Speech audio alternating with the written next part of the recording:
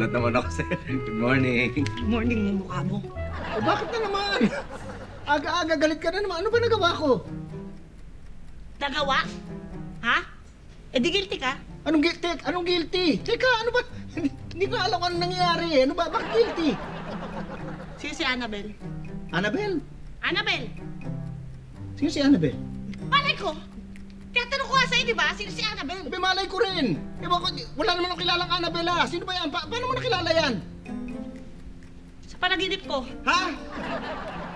Sa panaginip mo? Oo, may babae ka. Pangalan Annabel.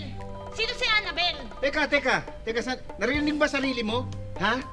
Na naginip ka na may babae na hindi mo kilala, tapos pinagsisilosan mo.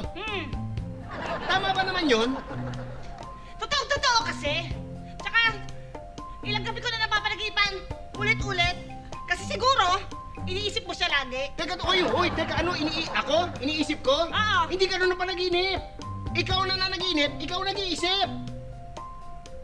Tungkol sabay na panaginipan mo, ano ba yan? Sa panaginipan ko, meron ka sekretary sa opisina. Oh. Si Annabel. Oh. Pinalayas mo.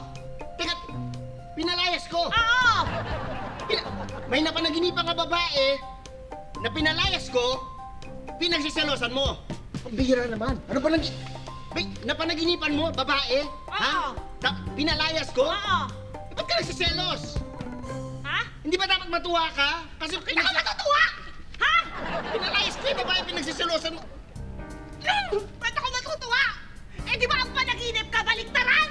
Di ba? Ha? Ibig sabihin, kung sa panaginip ko, ang sekretarya mong babae mo si Annabel, pinalayas mo, ibig sabihin sa totoong buhay, papabalikin mo si Annabel. Tapos magkakarelasyon kayo, tapos magbababuyan kayo sa likod ko. Oy, sumusobra ka na, ha?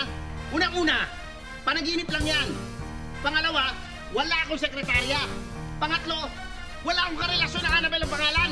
Ano pangalan? Isabel. Ano lang. Panaginip lang yun. Teka, panaginip ka. Pwede.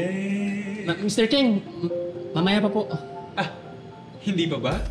Maaga pa po, tatawagin na lang po kayo.